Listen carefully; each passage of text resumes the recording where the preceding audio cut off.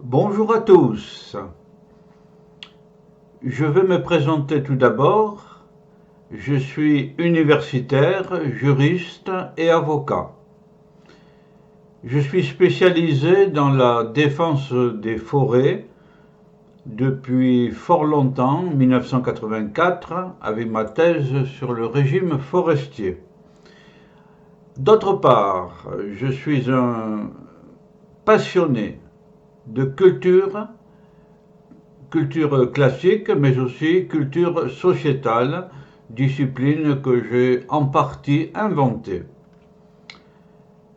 J'ai été chargé par mon université de faire un cours en présentiel depuis une dizaine d'années, qui a été un succès. Les étudiants sont ravis d'avoir ce type de cours avec des projections de PowerPoint sur écran et un commentaire qui s'ensuit. Et j'ai décidé de mettre en ligne une grande partie de ces PowerPoint, car j'ai bâti, comme on va le voir dans la diapositive suivante, 800 heures de cours, 800 heures de PowerPoint téléchargeables sur un site. Évidemment, à l'université, je ne fais que 18 heures de cours. Cette présentation va se faire en deux parties, à peu près de 15 minutes chacune. Cela se rattache donc à cette discipline relativement nouvelle qu'est l'intelligence sociétale, concept qui est dérivé de l'intelligence artificielle, concept scientifique, et il n'y a aucune raison pour qu'il n'y ait pas non plus une intelligence sociétale. D'autre part, vous voyez une pancarte Place des citoyens. C'est un étudiant qui m'avait fait remarquer que la discipline contribuait à former des personnes qui s'intéressent davantage à la société parce qu'elles la comprennent mieux, donc des citoyens. C'est une forme de culture générale, si on veut, mais autrement, et vous avez en bas l'adresse de mon site de culture sociétale.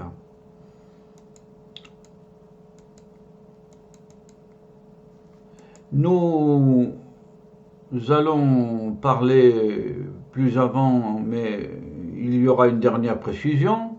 L'information ici présentée est constituée à partir de milliers d'heures de lecture et de traitement de l'actualité, des milliers d'heures de lecture. Vous savez que lire prend beaucoup de temps.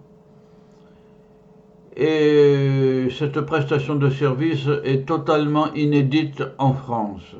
Totalement inédite. Avertissement. Si elle est diversifiée, c'est uniquement sur ce qui a été lu et traité. Ce n'est quand même pas une encyclopédie, car la tâche serait colossale. Le traitement de l'information, dernière précision, vise à sa mémorisation, car pour parler par exemple d'Étienne Vatelot, le grand luthier de Paris qui a fondé l'École nationale de lutherie de Mirecourt, eh bien il faut l'avoir dans l'esprit. Et cela permet d'enrichir les conversations.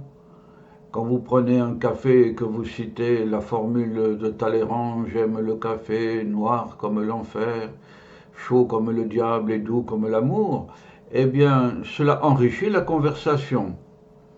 Sans compter évidemment les notions plus sociales du New York Stock Exchange, etc., etc.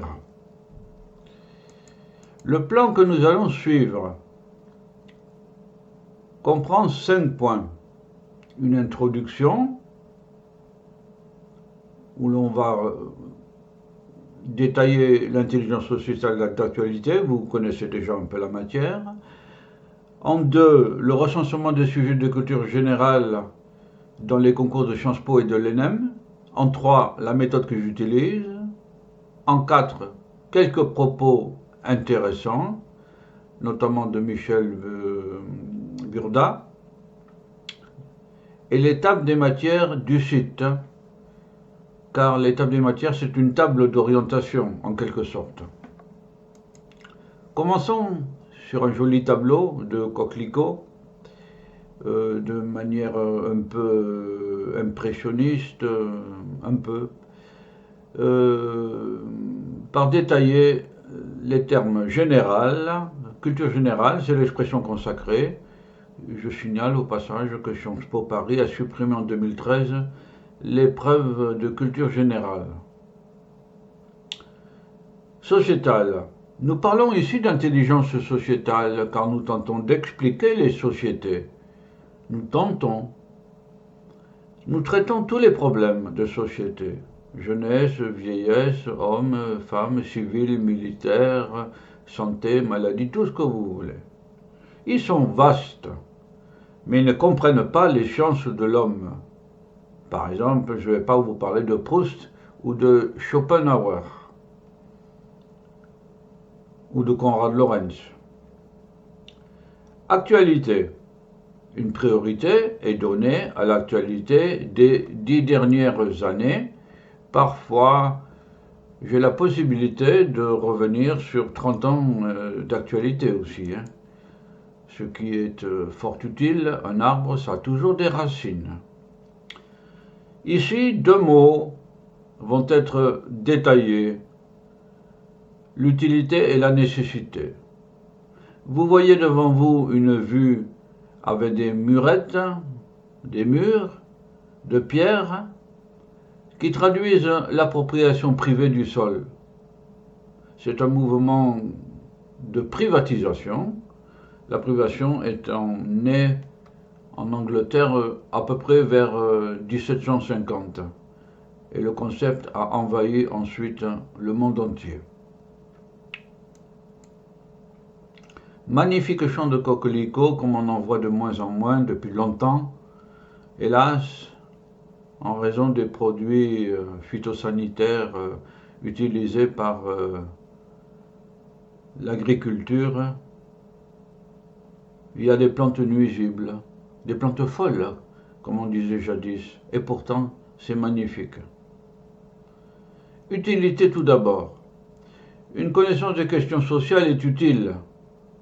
Toute personne qui passe des concours, des examens, des entretiens de sélection doit de nos jours avoir une connaissance des questions sociales. C'est notamment le cas des étudiants, mais pas que d'eux. Toute personne qui occupe une position au-dessus des autres peut avoir besoin aussi d'un certain niveau culturel.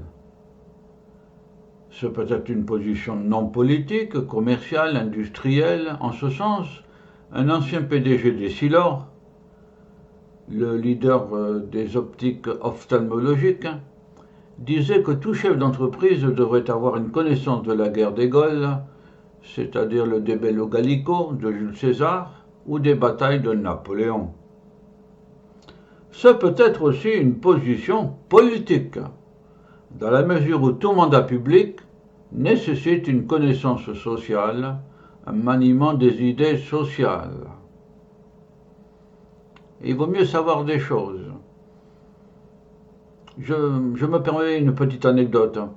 Il y a quelques années, j'avais battu le syndicat des eaux local et son directeur était au bureau de vote lors des élections législatives.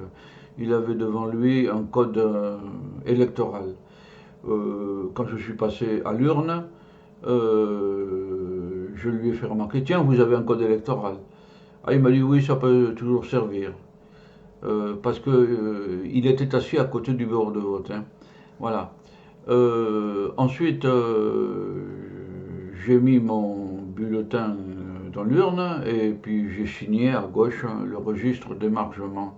Quand il a entendu mon nom, il m'a dit, mais vous n'êtes pas l'avocat qui nous a battus oui, j'ai dit oui, oui. Et je vous en félicite, il m'a dit. On voit le politique, là, dans le mauvais sens du terme. Et par la suite, il m'a dit, venez, on va discuter dans un coin. Et puis là, au passage, dans la conversation, je lui ai dit ah ben vous êtes comme le taureau du Vaucluse, Daladier. Il m'a interrompu, il m'a dit mais je le connais bien celui-là, je le connais bien, Daladier. Ah, c'est un vieil ami. Oui, je ne lui ai pas dit que Paul Daladier était président du Conseil en 1936 lors des accords de Munich. Il n'y avait donc aucune possibilité pour qu'il le connaisse, le fréquente, que ce soit un de ses amis. Il était mort depuis longtemps, le pauvre Paul Daladier. Voilà. Bon, je termine, je ferme ma parenthèse. Il vaut mieux savoir que de ne pas savoir. Et puis il vaut mieux ne pas faire semblant de savoir. Comme disait Molière, les gens bien, les précieuses ridicules, oui. Les gens bien savent tout sans avoir jamais rien appris. C'est le cas. Bon, et toute femme ou homme peut vouloir comprendre, pour lui-même ou pour ses proches. La nécessité sur le même très beau champ de coquelicot. Une connaissance des questions sociales est nécessaire pour la santé d'abord. Il est prouvé que le fait d'apprendre, de se cultiver, est une nécessité pour être en bonne santé cérébrale longtemps, et même pour vivre plus longtemps. Voir une information que je donnerai dans le deuxième PowerPoint, à la fin tout à fait, de l'Organisation de coopération et de développement économique qui a établi qu'on vit plus longtemps quand on connaît des choses. Bon, on verra ça. Pour le citoyen, la République de 1789 a rêvé d'un citoyen qui puisse remplacer le sujet du roi. 200 ans après, De Gaulle a dit que les Français étaient des veaux. En conclusion, le citoyen digne de son nom doit penser. Et pour penser, il faut connaître. Femme ou homme, la dignité de l'être humain est de savoir, bien plus que de consommer. Comme je dis toujours, dans la langue française, il y a deux auxiliaires, l'être et l'avoir. Et pour moi en tout cas, et comme pour bien des personnes tout de même, l'être est supérieur à l'avoir. Voir Sainte Thérèse d'Avila aussi. Comment pouvez-vous saluer, serrer la main de quelqu'un si vous avez les mains pleines? C'est à peu près ça. Voilà. Les parents. Les enfants ont en partie la connaissance des parents. Il peut s'agir là de la reproduction des élites, titre d'un ouvrage des années 60. Bon. Toujours les coquelicots que j'aime beaucoup.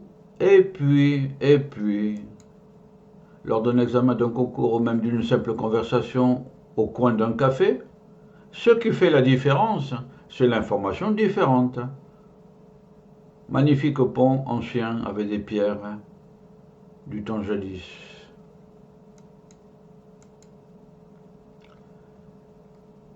Nous venons de faire le point 1. Nous allons passer au point 2. Recensement des sujets de culture générale dans les concours de Sciences Po et de l'ENEM, pour vous donner un exemple de la diversité des sujets. À titre indicatif. Bon, voilà. Ou plutôt, voici. Art et liberté. Beau sujet. L'aventure. Beau sujet. La beauté, infinie. Le bonheur, infini aussi. Civilisation urbaine, vaste. Bon, etc., etc. Il y en a des sujets. Voilà autant de thèmes sur lesquels vous pouvez penser, essayer de penser et de grouper vos connaissances. Essayez de pouvoir parler de chacun de ces sujets, un peu, ne fût-ce que 2-3 minutes. Parler à quelqu'un, c'est encore mieux. Voilà.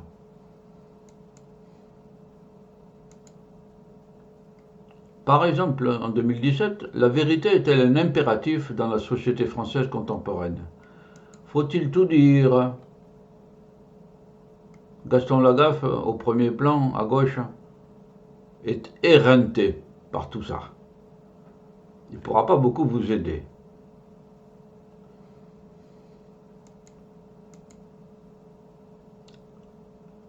pour les programmes de culture générale de Sciences Po, Paris, Strasbourg, tout ce que vous voulez, Dunkerque, Toulouse, bon, bah, c'est du même ordre, hein. Il faut pouvoir dire des choses, il faut pouvoir s'exprimer, il faut pouvoir intéresser les membres du jury. Ça vaut mieux. Les nouvelles orientations des plus grandes écoles françaises sont de permettre une intégration plus aisée des classes moyennes ou défavorisées. Je cite la réforme de Sciences Po Paris, suppression de l'écrit, suppression de l'histoire, des sciences économiques, de la philosophie, des langues vivantes, de la culture générale, introduction sur résultat au bac, et puis grande épreuve d'un oral de motivation, puis de discussion sur un document d'actualité. Voilà, le document d'actualité, la culture sociétale. On recherche l'ouverture d'esprit à la société, bien sûr. On n'a que faire des individualistes forcenés. L'inventivité, ça, je ne pense pas que ça s'apprend beaucoup. On est inventif, je pense, ou on ne l'est pas. Le sujet mérite discussion. Et enfin, le concept de résilience, terme qui est venu un peu polluer la langue française il n'y a pas très longtemps. On a vu apparaître ce mot. Bon, grosso modo, l'idée est de s'opposer. La résilience, c'est dire non. Les indignés, etc., etc. Ça fait bien d'utiliser un mot dont le sens est imprécis. Nous venons de parcourir le point 1 et le point 2. La méthode, les 4 propos intéressants et l'état de matière du site se trouvent dans la vidéo qui va suivre. Je vous dis donc à tout de suite pour poursuivre cet exposé de la culture sociétale, cette introduction. Voilà, à tout à l'heure.